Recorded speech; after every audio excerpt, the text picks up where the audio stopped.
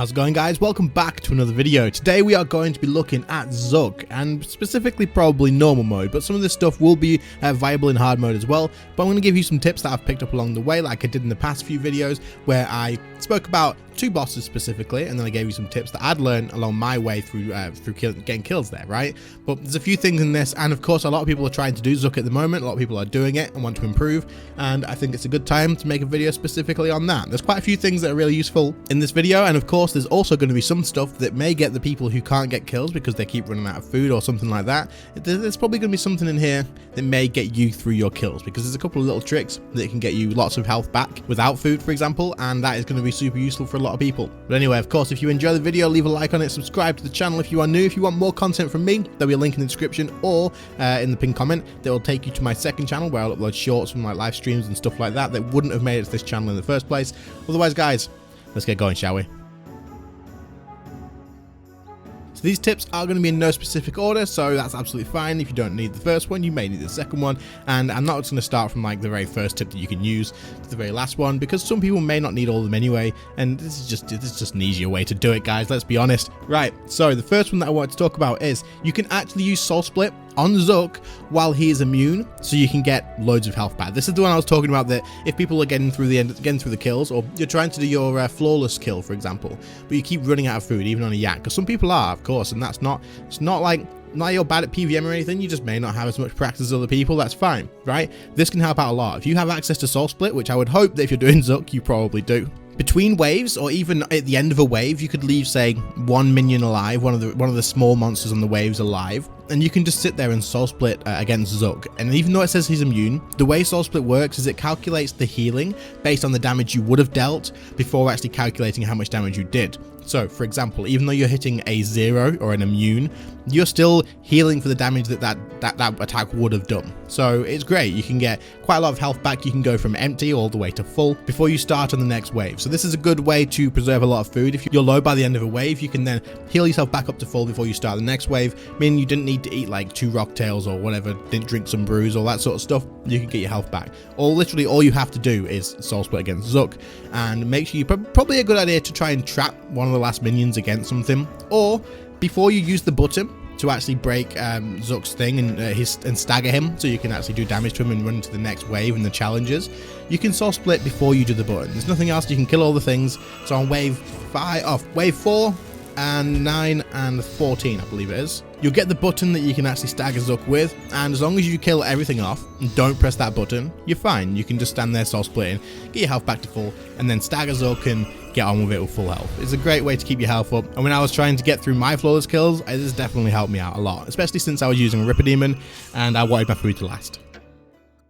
The next one kind of falls into place pretty well, actually, because it's to do with the button, the extra action button that you would press that staggers tzkal as well. A lot of you are going to know this, but there's going to be a lot of people who don't, because I've told some people and most of them have been like, what? Are you serious? Really? And basically what it is this button is an Insta Kill for everything in the room. So what this means is you don't have to kill everything on those waves. So 4, 9 and 14, you don't have to kill everything. You just need to kill the specific minions that give you that button, which is the ingenious ones, or whatever they're called, however you pronounce that word.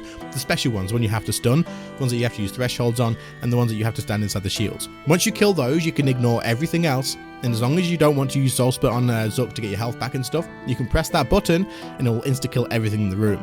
That being said, it will also stall tzkal straight away. So make sure you're near tzkal, ready to actually do the damage to him before you press it. Don't just press it on the far side of the room because you want to kill everything. Make sure you're near him. It will clear off that. You don't have to kill everything else in the room. It is a nice, easy way to save you some time during kills if you want to get your personal record a little bit better. This knocked probably like 2 minutes off of my time when I first found out. Because those waves that you actually get the buttons on, there's usually 3 special minions that you need to kill, and then there's usually a ton of other ones that are basically the same, but they just swarm you. There's loads of them. It takes you ages to kill them off, so it just makes sense to use the insta-kill button to clear the lot off and get through nice and quick. The next one is that you can actually apply effects to Zuk before you even press the button as well. He is not immune to applying effects to him. What I mean by this is things like smoke cloud. You can cast this on him before you even go through that. And also, I don't know if I really needed to mention, but I'm going to anyway. This does not have a timer. You can wait here on the button bit before you press the button to actually stall Zuk. You can wait. You don't have to press it quickly. There's no time limit. It's not automatically going to go off. You're not going to insta die or anything like that. So you can kill off the rest of the minions if you want. If you're struggling with the DPS check, the 50k DPS check, wait, kill off all the minions, and then apply things like smoke cloud. If you have vulnerability as a spell, you can apply vulnerability as well. I believe vuln bombs don't work here, but that's absolutely fine if you've got the spell. You can start things like tsunami, so you can make sure you're getting more adrenaline through things like that. You could build to 100% adrenaline, use natural instinct, then build back up again, trigger the thing, use your sunshine, use it would help a lot. This is things that's going to help you get through the DPS check a lot easier, and it is really good to know. You can apply all this stuff. You can set yourself up ready for the DPS check before you even press the button. Don't panic. He is not immune to things like effects and all that sort of stuff. I'm not sure about his accuracy. I think you may have 100% accuracy on him, but if not, you could use things like Gothic Staff as well. So use this time wisely. If you struggle with the DPS checks and you want to get your flawless, but you just seem to not be able to do it, then this is the way that you want to do it. You want to get yourself ready before you even press that button. It will help out a lot, and it's something that I do quite a bit. I usually put smoke cloud on. I usually get my tsunami just about ready. I will use it, and then I'll use the button straight away so the damage still applies. That's what I do. It should help you out as well if you're struggling, and I hope it does. The next thing is going to help people out who use obsidian armor, and only obsidian armor. It is not for the people who are using other stuff, but this is for people who are struggling even with that damage reduction of obsidian armor. What you can do is you can go to the fight cauldron and you can donate 15k Tuckle, and you can actually get yourself an extra 10% damage reduction. This lasts 20 minutes, so it was enough to get you through a full run, and you would have to do this every run if you were struggling still. But while you're practicing, having that extra 10% damage reduction could definitely add up. That's a lot. That 10% damage reduction throughout the whole thing for having to do nothing while you're in there is really good. So for anyone who is struggling and you're taking a little bit too much damage, you're thinking, oh, these are hurting a little bit more than I would like, you can go to the fight cauldron, chuck your 15k Tuckle in there, and you can get yourself 10% extra damage reduction pretty much per run. It's definitely worth doing if you're struggling, and I hope this one helps you out as well.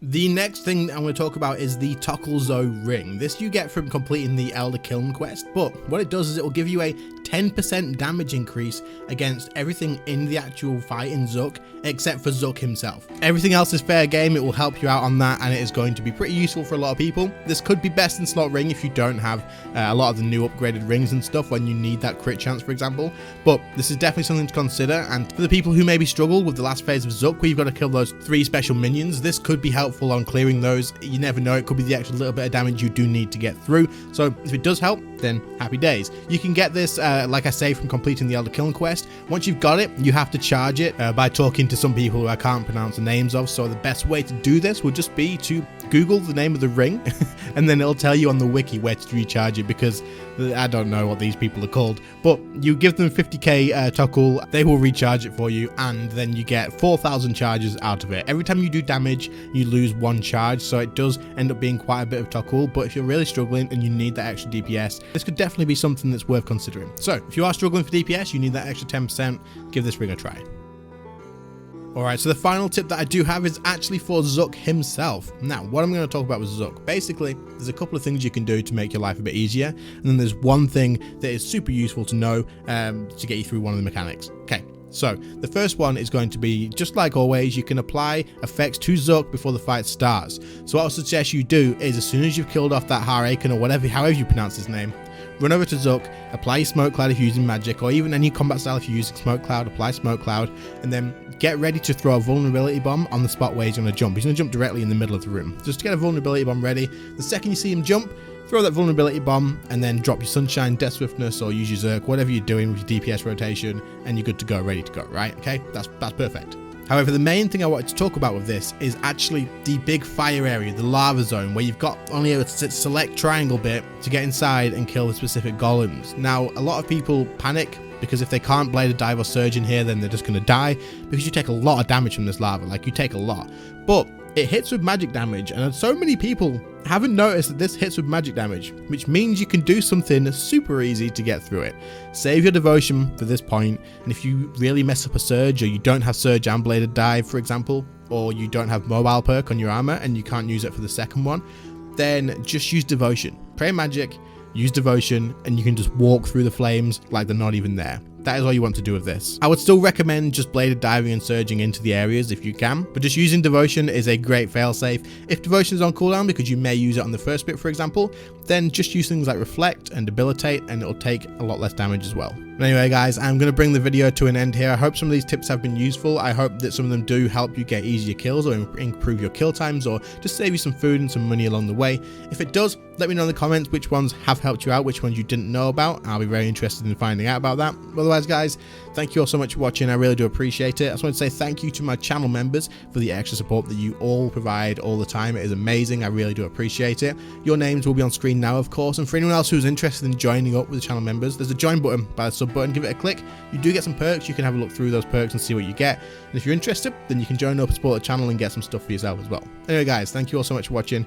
I really appreciate it, and I'll see you all in the next one. See you later guys. Bye.